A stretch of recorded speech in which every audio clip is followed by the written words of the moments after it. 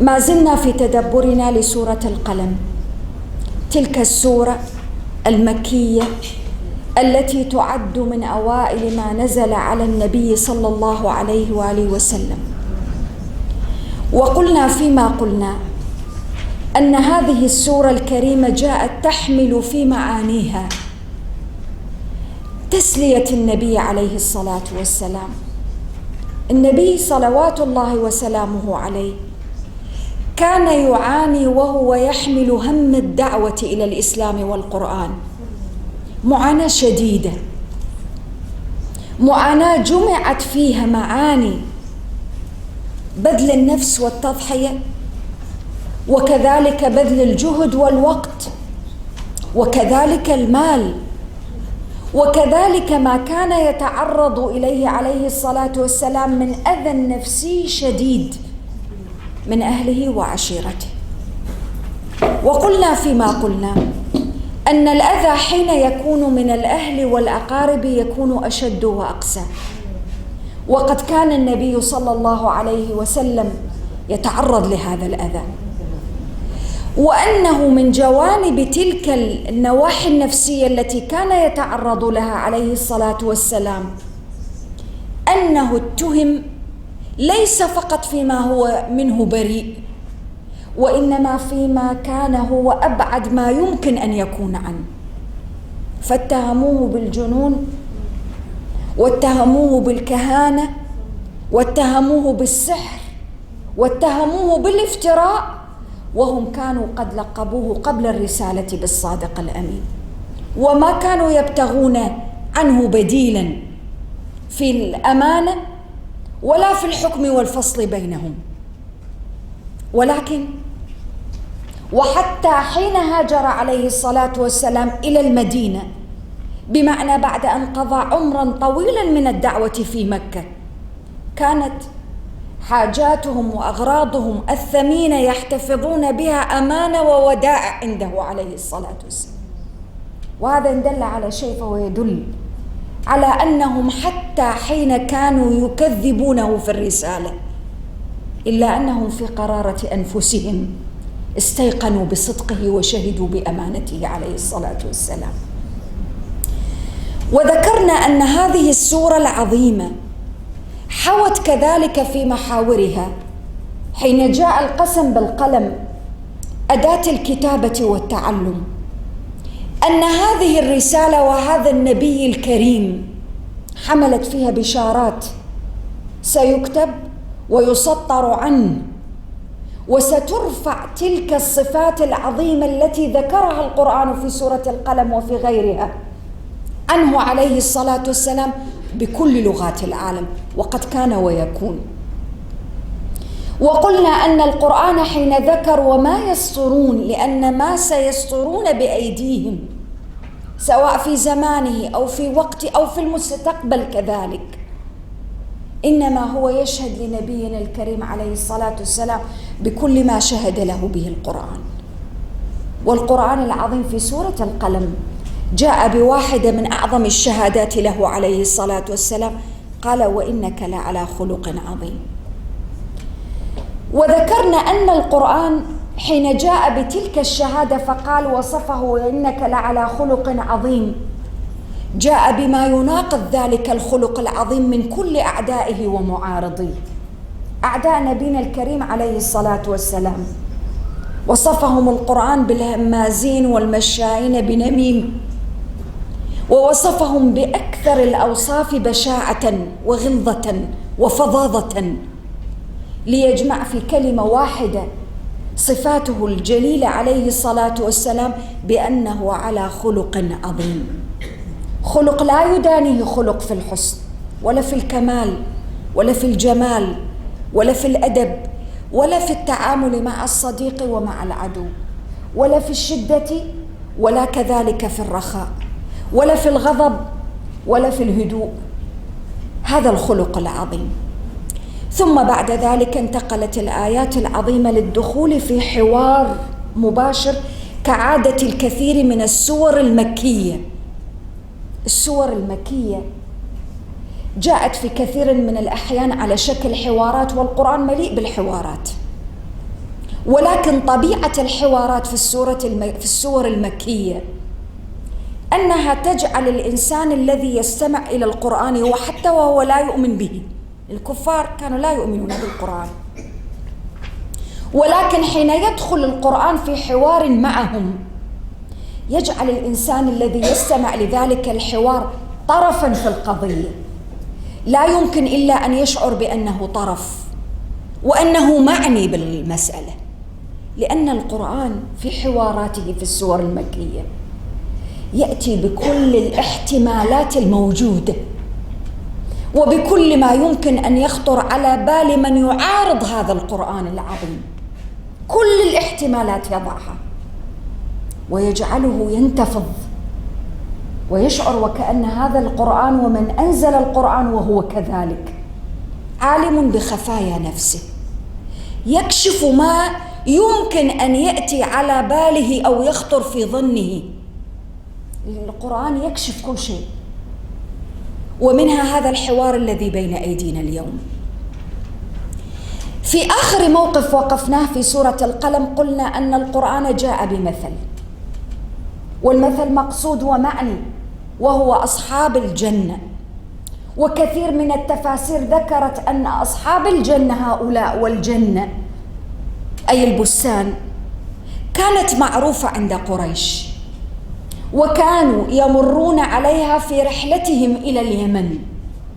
صحيح القرآن لا يعتني بذكر الأماكن أو التفاصيل، ولكن هذا ما جاء في بعض الكتب، ولكن واضح من السياق أن الله عز وجل حين قال إنا بلوناهم كما بلونا أصحاب الجنة، كانت قضية الجنة وأصحاب البستان معروفة عند قريش وشائعة بينهم، ولذلك ذكرت العديد من التفاسير ذكرت بأن الجنة كانت محروقة كالسواد وكانوا يمرون عليها ويعرفونها.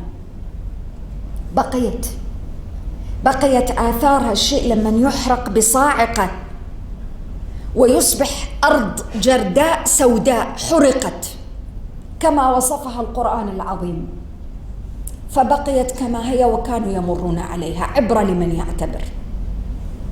والقرآن العظيم لم يأتي في سورة القلم بمثل واحد، جاء بعدة أمثلة في حوار مع قريش يريد أن يبين لهم ويثبت قضية ليس فقط لقريش وللعالم كله، أن لله في خلقه شؤون، وأن الله سبحانه وتعالى له سنن وقوانين في التعامل مع الأفراد والمجتمعات والأمم، وأنه ليس بالضرورة أن يعجل بالعقوبة الدنيوية للظالم أو للمجرم فردا أو مجتمع، بل قد يمضي العمر كل العمر ويموت الإنسان المجرم أو الظالم ولا يرى الناس نهايته في الدنيا ولا عقوبته في الدنيا. ولذلك الآيات الأخيرة في السورة تكلمت عن الاستدراج وتكلمت عن الإملاء، لأنها كلها سنن وقوانين في الكون. ولكن قد يحدث في بعض الأحيان مع بعض الأفراد أو الأمم والمجتمعات أن الله يعجل لها العقوبة في الدنيا، وهذا من رحمة الله سبحانه. ولذلك حين ذكر إنا بلوناهم كما بلونا أصحاب الجنة، أصحاب الجنة كانوا من هذا النوع، وكما ذكرنا أصحاب الجنة واضح من السياق أنهم كانوا يؤمنون بالله ويعرفون الله، كانوا من أهل الكتاب ممكن جدا. هؤلاء القوم كانوا يعرفون الله سبحانه وتعالى، وكان يعرفون ما لهم وما عليهم، ولكن أنكروا وجحدوا وبطروا وتمادوا في النعمة. لماذا يضرب القرآن هذا المثل مقابل قريش؟ تذكرة لهم ولكل الأمم أن ما أنت فيه من النعمة فردا أو مجتمعا لا ينبغي أن ينسيك ولا أن يضغيك ولا أن يبعدك عن خالقك عز وجل. لماذا النعمة بالذات وسماها القرآن بلوناهم؟ لأن الله يبتلي بالنعمة وكذلك بالنقمة، وبالخير وبالشر، وبالصحة وبالمرض. الفارق ما الذي سيحرك فيك ذاك البلاء أو ذاك الامتحان. نقطة مهمة القرآن يضعها في سورة القلم. لماذا جاء ذكرها في سورة القلم تحديداً؟ لأن هذا الذي سيحدد موقفهم من الرسالة، رسالة القرآن العظيم. هذا القرآن حق، ولكن أين الإشكالية؟ القرآن فكك الإشكالية هنا. ليست المسألة في أن القرآن حق أو ليس بحق عند الكفار، الإشكالية أن هؤلاء القوم بطروا بالنعمة. قريش كانت الدنيا قد فتحت عليهم، والقرآن امتن عليهم بالنعم، وهذا نموذج لأي مجتمع من المجتمعات تفتح عليه النعم. أحيانا كثيرة حين تفتح النعم يكون ذلك مدعاة للعصيان أو البعد عن الله سبحانه وتعالى. أهل الجنة هؤلاء حين كانت بين أيديهم النعمة التي هي الجنة، وشعروا أن كل المؤشرات تؤكد وتبين أن هذه الجنة والبستان باقي، وأنهم قادرون على حصادها. يعني لما كل المؤشرات ليس هناك ولا مؤشر واحد يبين أن هذه الجنة في طريقها إلى الهلاك. يعني الآن هناك بعض المؤشرات يستخدمها جماعة الطقس والمناخ، فيعرفون من خلالها في بعض الأحوال التنبؤ قبل ساعات، قبل ربما في أقصى الأحوال يوم ولا يومين، أن هناك كارثة طبيعية ستحدث، سواء كان بركان أو عاصفة أو إعصار أو ما شابه. ولكن أهل الجنة لم يكن هناك أي مؤشر لديهم على أي شيء، كل شيء ممتاز. والقرآن يحذر في هذا السياق، لأن الإنسان لا ينبغي أن يأمن مكر الله عز وجل. الهدوء، الاستقرار، الأمان، الثبات، الرخاء في المجتمع، الصحة، القوة، لا تعني أن كل شيء أصبح في يدك. أنت في حقيقة الأمر ليس هناك شيء في يدك. لو عرفت الله حق المعرفة لعرفت وأدركت أن كل شيء ممكن أن يتغير في ثواني، في لحظة، في طرفة عين. وهذه الحقيقة، وهذا ما حدث مع أهل الجنة. كل شيء تغير، الزرع، الخضار، النماء، الرخاء، الاستقرار، القوة، الثمار، النفوذ، السلطة التي كانت بين أيديهم تحولت إلى رماد في ثواني. لماذا القرآن يعطيني هذا المثل؟ ليبين الجهة الأولى جهة البشر الضعيف مهما بلغ من أسباب القوة الظاهرية، والناحية الأخرى طلاقة القدرة الإلهية والمشيئة الإلهية التي لا يقف في طريقها شيء. كل شيء ممكن أن يتغير في ثواني. البشر لا يستطيع أن يغير في ثواني. البشر مهما بلغت قوته لا يمكن أن يغير الأشياء في ثواني، ولكن الله سبحانه وتعالى قادر على كل شيء، وقادر على أن يغير الأشياء. ولذلك كانت النتيجة لقصة أصحاب الجنة قالوا سبحان ربنا إنا كنا ظالمين. لماذا التسبيح وليس التهليل؟ لماذا لم يقولوا تهليل؟ لماذا لم يقول شهادة، كلمة الشهادة العظيمة؟ التسبيح تعظيم وتنزيه الله عن كل نقص. النقص في الإنسان الذي شعروا به، الذي لم يشعروا به في حالة قوتهم ورخائهم. إشكالية خطيرة. إنسان في حالة الرخاء والقوة قد يتوهم إنه ما ناقص شيء، فبالتالي ليس فيه نقص. وهم. القرآن والتسبيح يعيده إلى الصواب. كيف؟ أنت حين تقول لا إله إلا أنت أو سبحان الله وتنزه وتسبح الله سبحانه وتعالى، سبحان ربنا، أنت تستذكر ضعفك وعجزك ونقصك في مقابل أي شيء، في مقابل كمال الله سبحانه وتعالى وعظيم قدرته وجلال عزته وعلو شأنه. الذي لم يكن موجودا في حالة الرخاء بالنسبة لأصحاب الجنة. ثم بعد ذلك عرض القرآن بتفاصيل هذه القصة والموقف الدقيق لأجل أي شيء؟ لأجل أن يتعلم ليس فقط قريش وتتعلم العالم.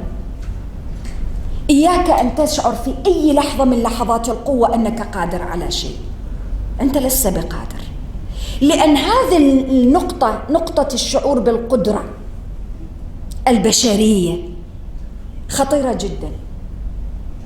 هي المحل الأول، النقطة التي سيحدث فيها الانتكاسة. قانون من القوانين التي يبسطها أمامي القرآن: البشر سواء كان فرد أو دولة أو مجتمع، حين يستشعر بأنه قوي وقادر بمال، بعزة، بنفوذ، بأي شيء من الأسباب المادية، تلك اللحظة هي لحظة الانتكاسة التي ينبغي أن ينتبه إليها ويعود إليها عنها ويتراجع ويصحح فيها بالتسبيح: سبحان ربنا إنا كنا ظالمين.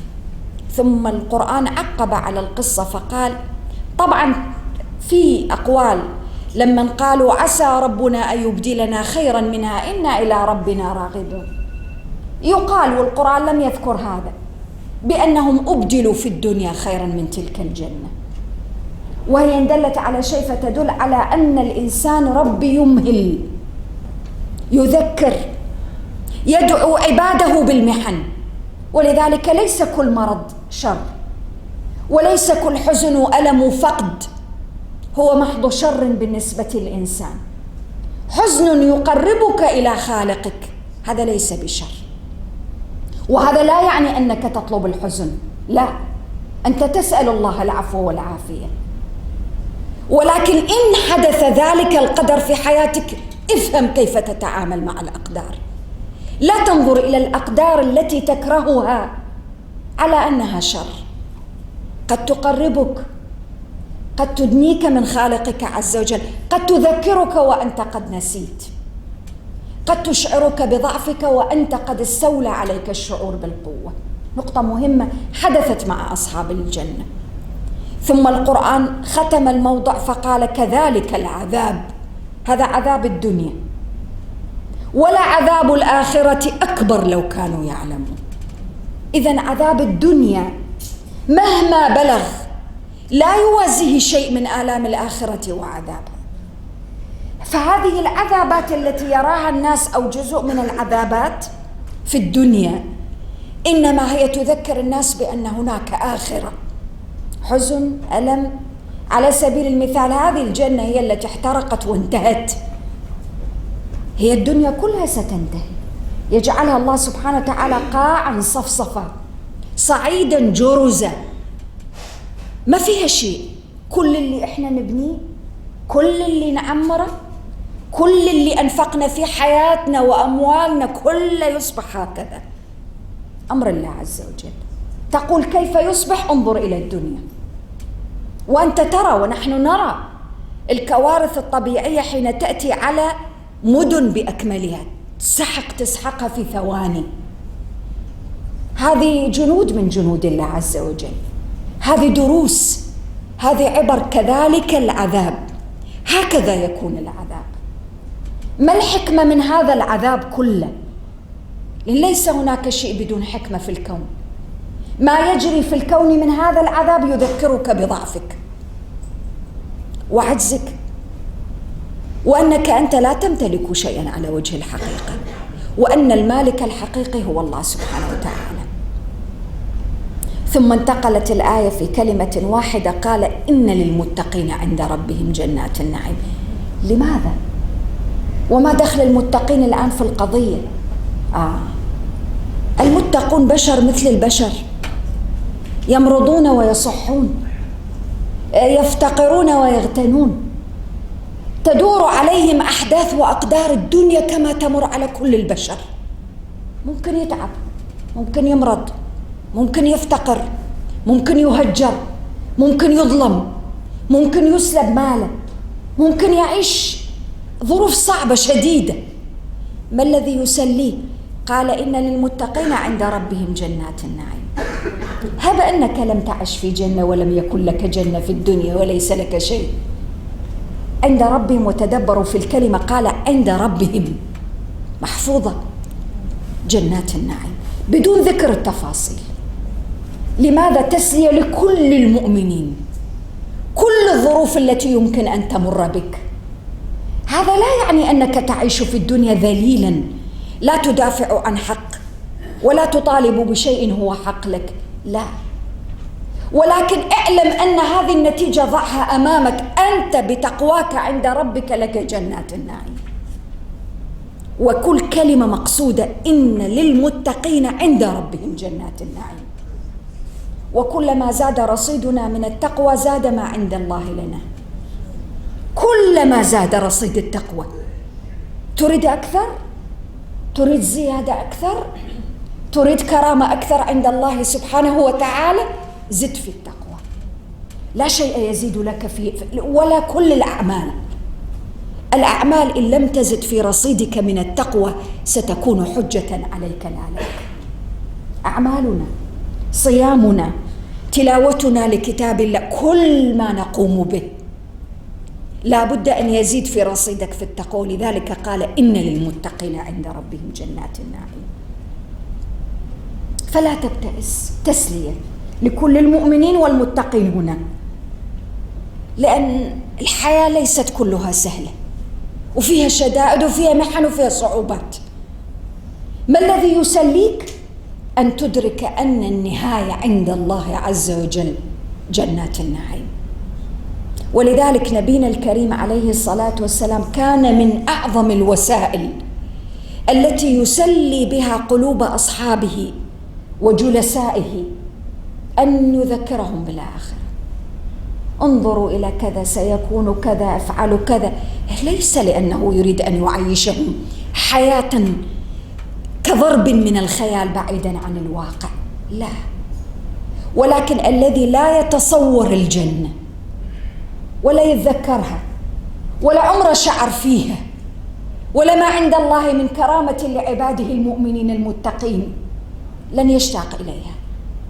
والقرآن العظيم يريد أن يعلمنا كيف نشتاق إلى الجنة، لأن إذا لم نشتاق إلى الجنة سنبقى متمسكين هكذا بالدنيا. وهكذا ناس يمسكون بالدنيا كما يقال بأيديهم وأسنانهم على كل ما فيها من عيوب ونقائص. لماذا؟ لأنهم لم يعودوا أنفسهم الشوق إلى الجنة. ولو تعلموا كيف يشتاقون إلى الجنة لما تمسكوا هذا التمسك الشديد بالدنيا. الجنة أحلى والآخرة أكرم وأعظم. ولعل المؤمن يدرك، لأن الآية ستأتي بعدها: أفنجعل المسلمين كالمجرمين. الدنيا فيها مجرمين، الآخرة ليس فيها. المجرمين انتهوا من القضية. من أكثر التحديات التي تؤسف الإنسان المؤمن وتحزنه، وكانت تحزن قلب النبي صلى الله عليه وسلم، وجود الكفار والمكذبين والمجرمين. ومن أعظم نعم الله على عباده يوم القيامة أنه ليس هناك من هؤلاء أحد، ما يراهم. بعد هذا بدأ الحوار في سورة القلم. بعد إن للمتقين عند ربهم جنات النعيم، في استنكار: أفنجعل المسلمين كالمجرمين؟ أنتم ماذا تريدون؟ الخطاب لكل الأمم التي تكذب بهذا القرآن.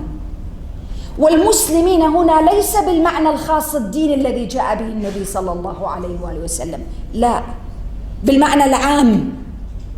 كل من استسلم لأمر الله وانقاد وخضع في حياته لأمر الله لا يمكن أن يكون كالمجرم.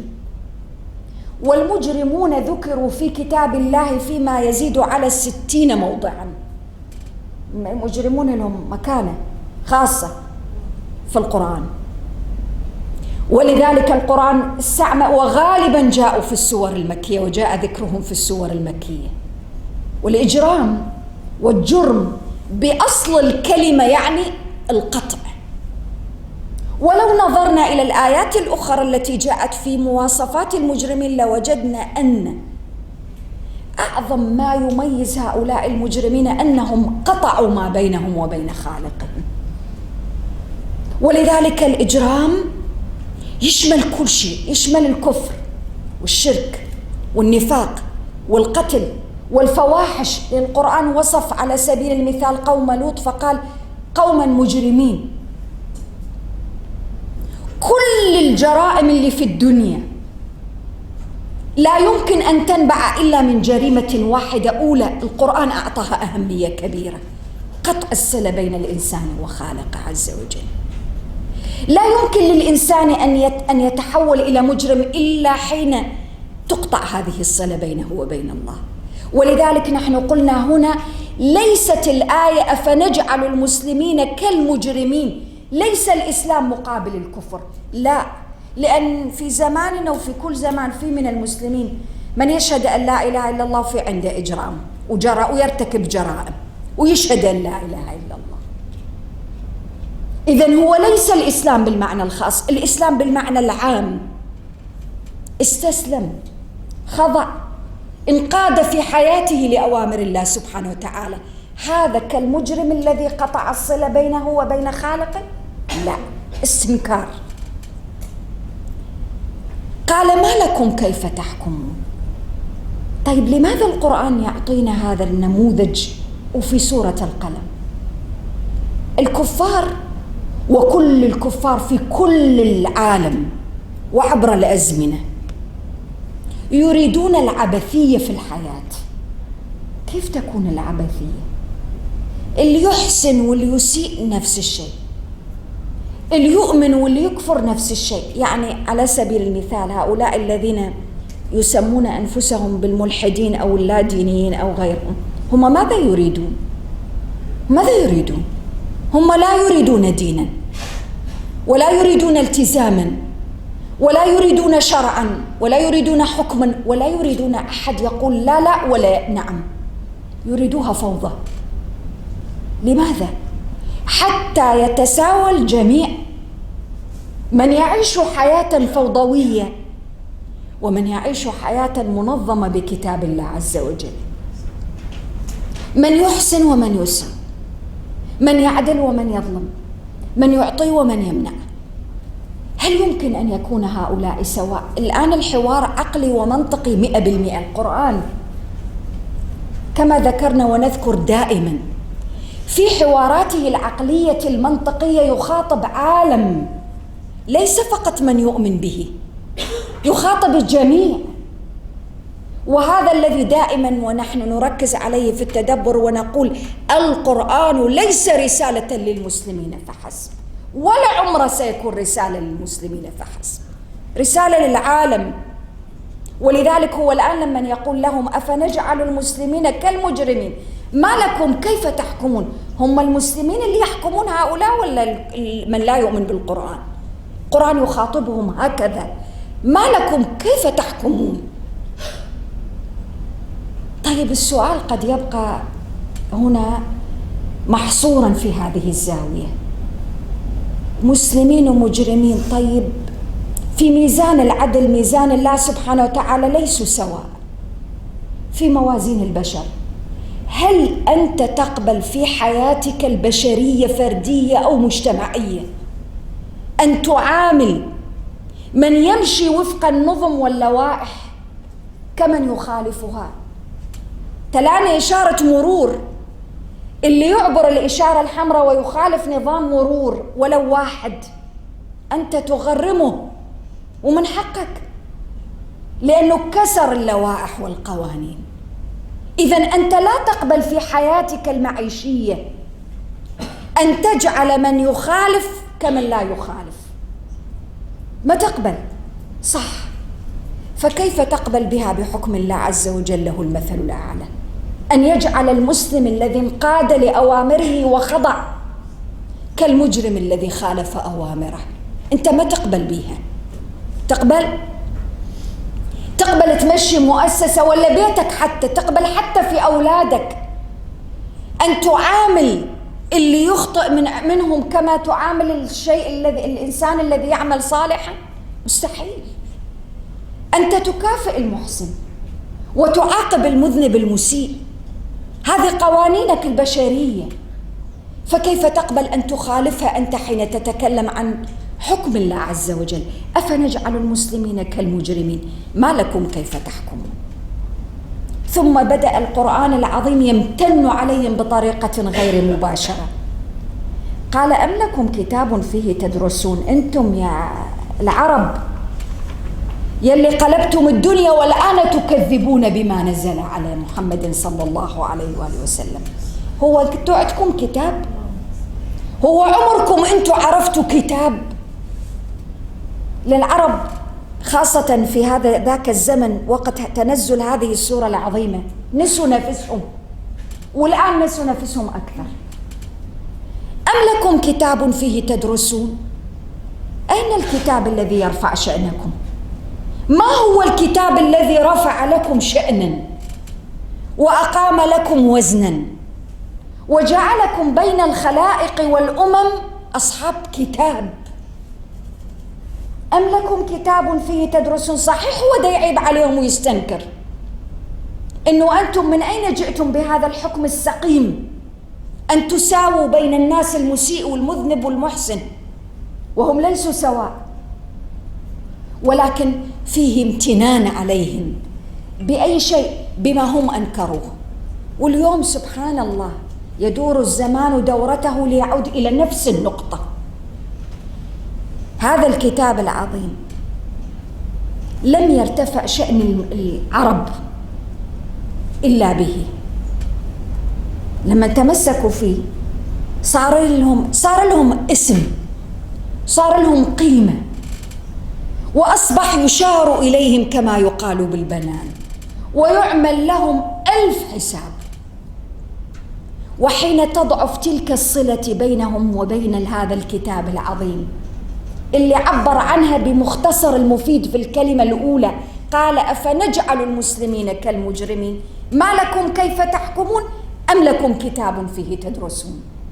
أعظم الإجرام أن تقطع الصلة بينك وبين الله عز وجل. كيف؟ هذا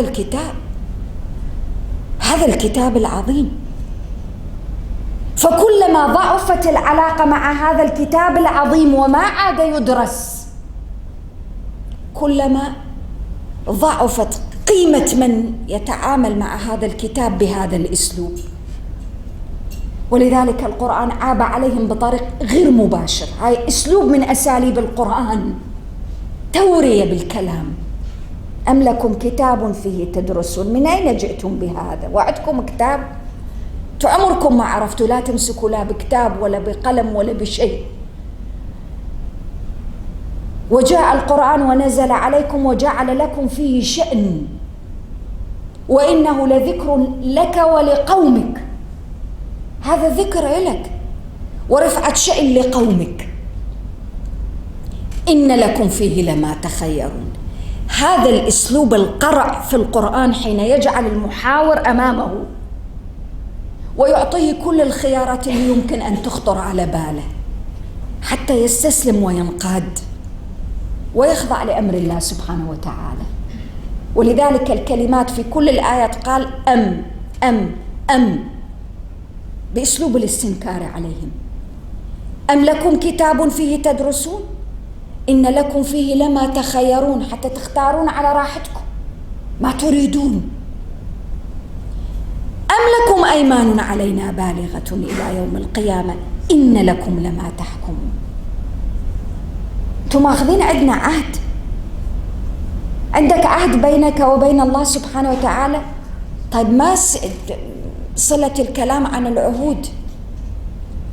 اليهود كانوا منتشرين كما نعلم في الجزيرة العربية، وكانوا يتباهون ويتفاخرون على العرب فيقولون نحن أبناء الله وأحباؤه، وفي بيننا وبين عهد أن لا يدخل أحد الجنة إلا إحنا، وقالوا لن يدخل الجنة إلا من كان هودا أو نصارى، ويتفاخرون على الناس وكذبوا في ذلك. فالقرآن الآن يضع العرب أهل الجاهلية والكفار قريش على المحك. أم لكم علينا أيمان بالغة إلى يوم القيامة؟ عندكم عهود، في مواثيق، في صكوك تبين بأنه القضية خلاص أنتم ضمنتوا الجنة.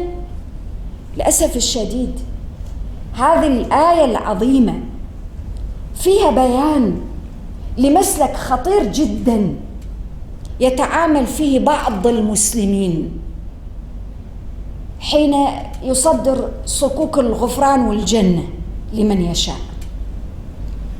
والقرآن يرد عليها في هذه الآية: أم لكم أيمان علينا بالغة إلى يوم القيامة إن لكم لما تحكمون. شو اللي تحكمون به هذا يقع عليكم، ولا يلزم الله سبحانه وتعالى جل في علاه. بعض الناس يدخل صكوك: اتبعني ولا يهمك، امشي ورايا وانت داخل الجنة.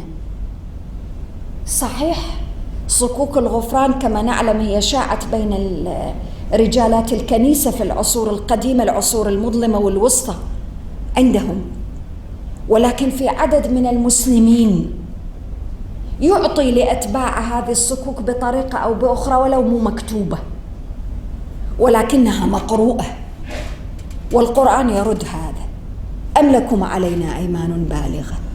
هل في عندك بينك وبين الله عهد؟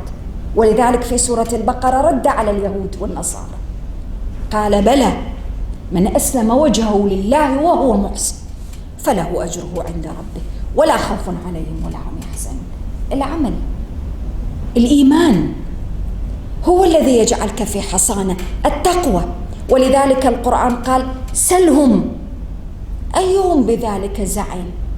صناديد قريش من هؤلاء أي واحد منهم اللي مستعد أن يتألى على الله عز وجل ويقول أنا عندي عهد مع الله أنه سيدخلني الجنة أو ما يدخلني النار، كانوا يتشاطرون على النبي صلى الله عليه وآله وسلم بهذه الأساليب. فجاء القرآن يدحض الحجة بالحجة والكلمة بالكلمة ويرد عليهم أيما رد، ولذلك كان الحوار. ثم بعد ذلك ينال منهم في شركهم: أم لهم شركاء فليأتوا بشركائهم إن كانوا صادقين. هؤلاء الشركاء الذين اتخذوهم من دون الله عز وجل أين هم؟ سيشفعون لهم؟ طبعا نحن نتساءل ونحن في خضم الحوار: لماذا القرآن جاء بكل هذه الأساليب؟ القرآن رد هنا كل الحجج التي كان يتشبث بها هؤلاء. هم ماذا كانوا يتشبثون إلا بهذه المزاعم الباطلة؟ والقرآن ردها وحدة واحدة، وحدة بوحدة. ليش؟ لأي شيء، لأجل أن يوقظ الإنسان يشعر بتفاهة ورخاوة الأرض التي يقف عليها. الشرك، الكفر، الإلحاد، البعد عن الله سبحانه وتعالى ليس له أرض صلبة حتى يقف الإنسان عليها. إذن لماذا يقف عليها؟ هي تموج، هي أرض رخوة لا يمكن أن يقف عليها. لماذا يقف عليها؟ القرآن مهد لذلك في أصحاب الجنة: البطر، النعمة، الركون إلى النعمة يوهم الإنسان أنه يقف على أرض صلبة، فيأخذ ويتخذ من دون الله شركاء ويدعي ويكذب على الله سبحانه وتعالى ويتألى عليه ويفعل ما يفعل، فتبدأ الحقائق تذهب عن عينيه، لا يراها، لا يبصرها. والقرآن في هذا الموضع من الآيات العظيمة يضع الإنسان أمام نفسه. لماذا يضع الإنسان أمام نفسه؟ لأن كل الحوارات في القرآن، حتى في القرآن الذي نزل في المدينة، القرآن في دعوة مستمرة يعلمنا أن الإنسان لا ينبغي أن يقطع الحوار مع الكافرين أو الذين لا يؤمنون بشيء ولا بالقرآن. لا تقطع الحوار. يريد كلام بالمنطق، هذا المنطق. يريد كلام بالنعم، جاءه بالنعم. يريد كلام من خلال الحوار بأحداث الحياة، جاءه بكل شيء. حتى لا يترك حجة لأحد. وكأن في سورة القلم العظيمة للآيات النبي عليه الصلاة والسلام في هذا الموقف من الآيات، حتى حين يقول له القرآن سلهم أيهم بذلك زعيم، ما عاد الخطاب بين النبي عليه الصلاة والسلام وبين المشركين. القرآن خطاب مباشر هنا في سورة القلم بأسلوبه، أسلوب القرآن بينه مباشرة وبين هؤلاء الذين يكفرون بالقرآن، ليبين أي شيء، أنك يا محمد صلى الله عليه وآله وسلم أنت مبلغ عن ربك وليس شيء آخر. ولذلك سلهم أيهم بذلك زعيم. طيب لماذا قال سلهم ما قال أيهم بذلك زعيم؟ لماذا يقول له سلهم؟ اذهبوا سلهم، لأن أنت دورك البلاغ فقط، أما كل ما يتعلق بالقرآن. ولذلك القرآن في حواره في السورة أفنجعل المسلمين كالمجرمين أم لكم كتاب فيه تدرسون مباشر، حتى يوقظهم من غفلتهم، وأن هذا النبي صلى الله عليه وآله وسلم الذي أمسكتم بخناقه. ستأتي آيات عظيمة في آخر السورة، وإن يكاد الذين كفروا ليزلقونك بأبصارهم لما سمعوا الذكر. يزلقونك من حدة نظرهم وتصويب أنظارهم وأبصارهم إليك، يريدون يقضون عليك. فالقرآن العظيم وضع الحقيقة، وضعهم أمام الحقيقة، هذا رسول فقط، فاتركوا عنكم ولا تنشغلوا به عن حقيقة الرسالة العظيمة التي يحملها إليكم. وهذه الإشكالية الخطيرة. المشكلة في الكفر والتكذيب والإلحاد في كل زمان ومكان أن من أرسلت إليه الرسالة ينشغل بكل شيء من حوله عن محتوى الرسالة. والقرآن ينبه هنا في الحوار، خليك في الكلام اللي احنا نقوله، لا تشتت نفسك، وانظر إلى اليوم حتى إلى ما يقوله أو يزعمه بعض الذين لا يؤمنون بالقرآن. هو لا يأتي إلى فحوى الآيات ولا يدخل في التفاصيل، هو يقول لك كلام عام، اثبت لي أن القرآن لم يتغير، اثبت لي أن القرآن كلام الله، اثبت لي أن النبي صلى الله عليه وآله وسلم هو ما فعل شيء وإنما مجرد بلغ القرآن. طيب تعال ادخل في التفاصيل. ما يدخل في التفاصيل. لماذا؟ لأن التفاصيل تفحمه، لأن أسلوب القرآن العظيم بآياته يلجمه، لا يترك مجالا للكذب ولا للافتراء، ويضع الحقيقة والإنسان أمام تلك الحقيقة. ولذلك بعدها مباشرة انتقلت الآيات، قال يوم يكشف عن ساق ويدعون إلى السجود أزل الستار على الدنيا. وهذا ما سنقف عنده في المرة القادمة بإذن الله. إذن آيات سورة القلم العظيمة في جملة ما تعطينا تقدم لنا أساليب تقديم رسالة القرآن العظيم للبشرية. يعني هي سورة القلم كلها تتكلم عن رسالة النبي عليه الصلاة والسلام. فأنت إذا أردت أن تقدمها للبشرية تعلم من أساليب القرآن. واحدة من أعظم تلك الأساليب استعمال الحجة والمنطق والأخذ بالأشياء من الواقع للوصول بها إلى الحقائق الغيبية. لماذا؟ لأجل أن يصل بالإنسان فلا يعد للإنسان أي مجال للإنكار سوى أنه مكابر أو معاند، كما ستأتي عليه الآيات في نهاية سورة القلم.